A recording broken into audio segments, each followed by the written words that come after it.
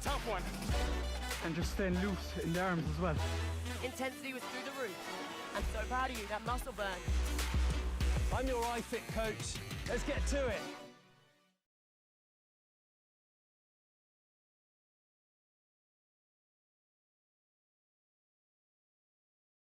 Today we want to talk about how much cycling you need to do each day to lose weight. Hello legends and super legends, welcome to Veloharmony. In today's video I want to go along the theme of talking about, we've been talking about the keys to cycling improvement, managing your cycling burnout and so forth. And I wanted to make this video for our archives in the weight management section. I've gotten a lot of questions from legends and other people about how much cycling you need to do to lose weight. It's not a magic number. So you need to think in terms of when you put on weight, you're not paying attention to it. Your lifestyle has changed. Somehow maybe you got a job where you're working more hours and then your activity goes down and you continue to eat normally. Whether your diet's perfect or not, doesn't matter. There is no such thing. I believe that you eat what you crave because your body kind of tells you what you need. But let's say everything else being the same as far as the intake of food.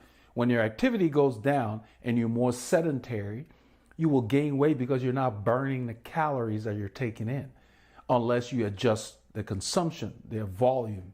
But a lot of times when you get really busy, people tend to skip meals and then we binge because when you get hungry, you don't make good food choices. So there's a combination. So if you want to lose weight in cycling specifically, I believe the key is that you don't focus on how many calories you need to burn or how much cycling you need to do. You need to keep your mind on the fact that you need to be consistent with your cycling. What do I mean by that? Don't ride once in a while and expect to lose weight. That's not realistic. That's not going to happen. So you need a plan. You need to come up with a plan, set your goals. Your goals are, I want to lose weight or I want to be healthy, I want to be fit.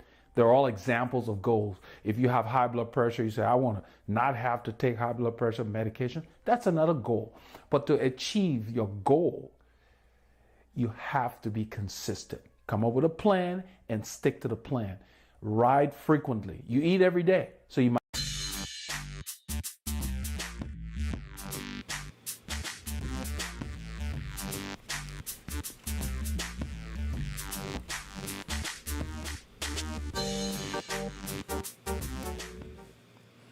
Hello legends and super legends.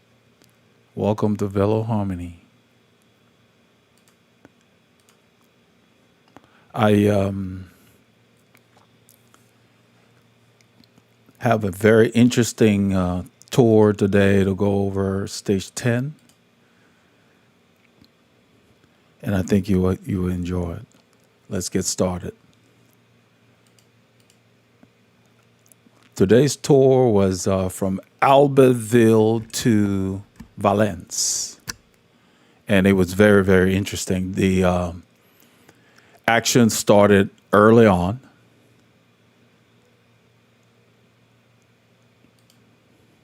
This is the route, Albertville to Valence, and they have some serious. Hey, Dwayne. They have, it was a nice route it was really a route for the sprinters. It had one category 4 climb, as you see here at Col de Couz. And after that, it's flat with just a couple of bumps. So it was definitely a day where the fast boys would be in play. Early, as soon as the race started, 1.6 kilometers into the race, there was a breakaway of 2 guys immediately. Tosh van der Sande and Hugo Ule from Canada. The Van der Sande is a Belgian rider. They actually ended up gaining about 5 minutes before the peloton got interested. And of course, the Quick Step got to the front. At this point, it's about 135 kilometers to go. And they go ahead and bring the time down to 3:42, as you see there, because they want to make sure that they don't mess up and not give that sprinter Cavendish a chance to get another win.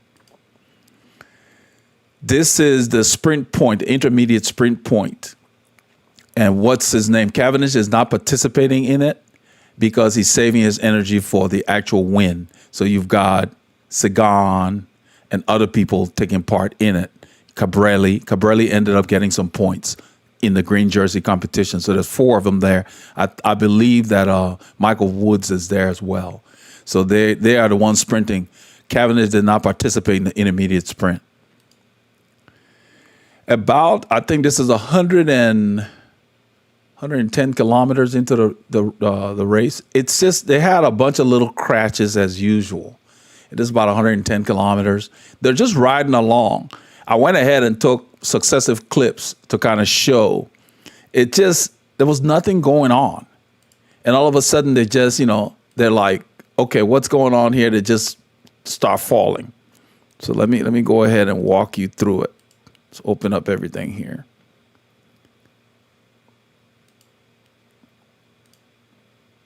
And this was right shortly after the intermediate stuff. So you can see that as a rider, I put a little bit of an arrow on the wheel. They touched wheels, and he starts to go down. So you got Alaphilippe back here. You've got some of the other, there's a sprinter here for Trek Segafredo. I think it's Matt Peterson. He ends up getting involved, and I believe even Adam Yates is delayed as well. And so it's kind of like you can see that there's nowhere to go. So Alaphilippe on the right is making adjustment to go that way to get out of trouble. These guys on the left are going down. I took enough successive pictures where you can pretty much see them. Right here, that's Peterson hitting the ground. His bike hooks onto his teammate's bike, number 44, who stays upright. He ends up dragging his bike along after Peterson hits the deck. The guy on the right of Peterson hit really hard on his shoulder, but they were all able to remount, which was kind of surprising. But you can see his bike is still connected to his teammate's bike on the left.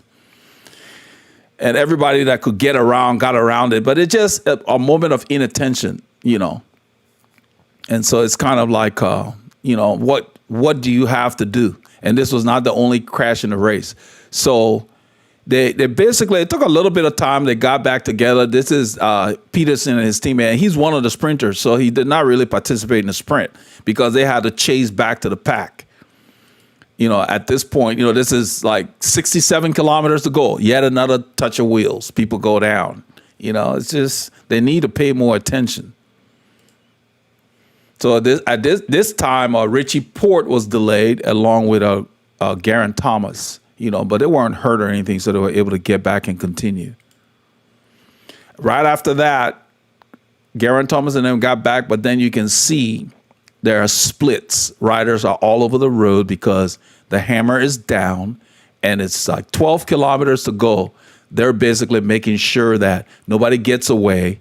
They close everything down. By the time they got to 4 kilometers, everybody was back together. So they knew it was going to be a bunch sprint. So now all the sprinters' teams were jockeying for position. You look on the left there, you can see Mark Cavendish in the middle, right behind his lead-out train, the Quick Step boys. There's another train on the right carrying, it looks like a Trek rider, but they don't maintain it as fast. So you got to know which wheel to get on because you will even see Buyani switch back. So right around here, this guy put down an awesome lead out. I mean, he let out Cavendish. Once he was done, his name is Miguel Marco. I mean, he went so hard, it strung everything out. So even the other line that had been forming, those guys jumped off of it. You can see Buyani there in the red is getting on Wout van Aert's wheel. Wout van Aert is getting on Cavendish's wheel. And I think the other guy on that side, he's another sprinter. His name eludes me right now. But they all basically realized that this was the train to be on at this point in the race. Once Miguel Marco pulled off, you can see Cavendish now starting his sprint. If you look on the right, you will see Van Aert right behind him. You see Buyani on the left of Cavendish. They never really made up any ground on him Because what he did, this is an aerial view of what you just looked at. You can see Cavendish is in the lead because of such a great lead out. By the time his teammate pulls off, that's his teammate on the right. He's already at full speed. So these guys have to make up ground now. So Cavendish puts his head down. Look how aero he is. Look at his body position compared to the two guys behind him. Because those are the people, that's his teammate on the right who's just got through with the lead out. He continues to go. Van Aert gets from behind Cavendish and goes by the barriers trying to come around. Briani is on his wheel as well. But Cavendish basically could not be passed on this day.